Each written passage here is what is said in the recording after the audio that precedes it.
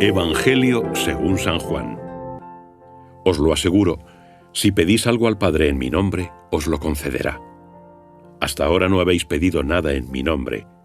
Pedid y recibiréis, para que vuestra alegría sea completa.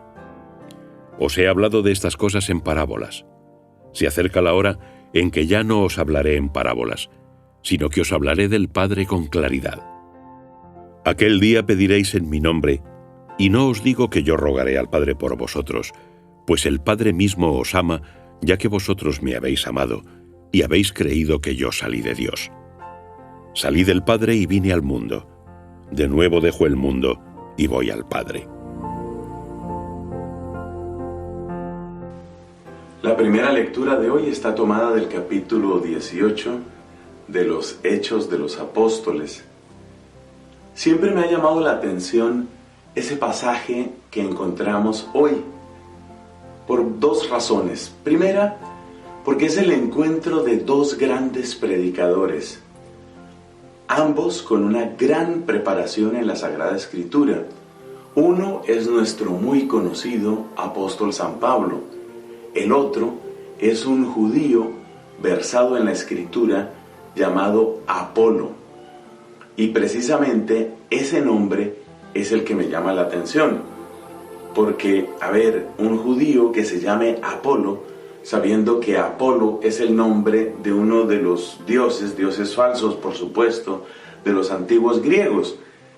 Entonces, esas dos cosas me llaman la atención. El hecho de que se encuentren dos grandes predicadores, esto sucedió en la ciudad de Éfeso, dos de los más grandes predicadores de la antigüedad, en un mismo sitio en Éfeso, Pablo y Apolo. Y segundo, el nombre de este hombre, de este judío que era natural de Alejandría, en el norte de Egipto, y que pues llevaba un nombre de dios pagano. Pero si lo pensamos bien, ¿qué es lo que está indicando el nombre mismo de este predicador judío? Está indicando que la fe judía, la religión judía, se había propagado por muy amplias regiones. Fíjate que él era judío, pero no judío de Jerusalén, no judío de Judea, sino judío de la colonia judía en Alejandría. Es decir que el hecho de que éste fuera judío, pero de Alejandría, nos está hablando de esa presencia de comunidades judías en tantos lugares del mundo antiguo.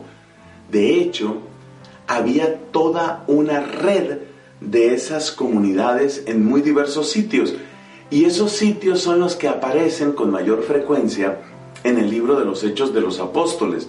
Así, por ejemplo, había comunidades judías en Antioquía de Siria, en Antioquía de Pisidia, en Listra, en Derbe, en Perge, en Éfeso.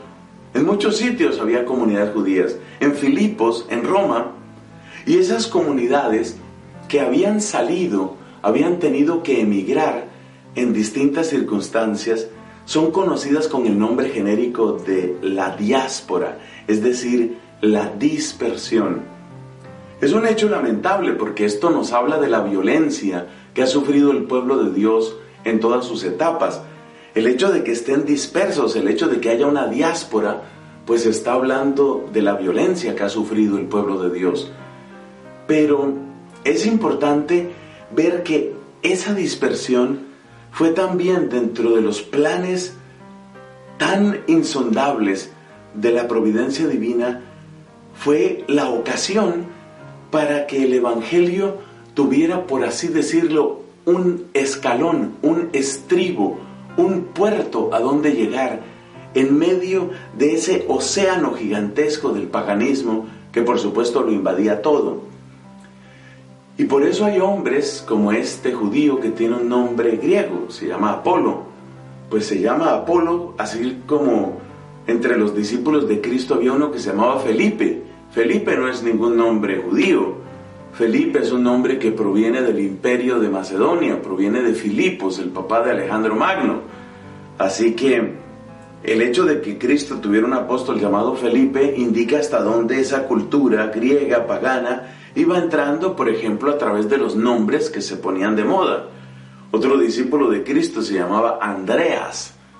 Andreas es un nombre o Andrés, como decimos, es un nombre que proviene también de esa cultura griega. En griego, aner, andros, quiere decir varón. Entonces, Andrés o Andreas es un nombre típicamente griego.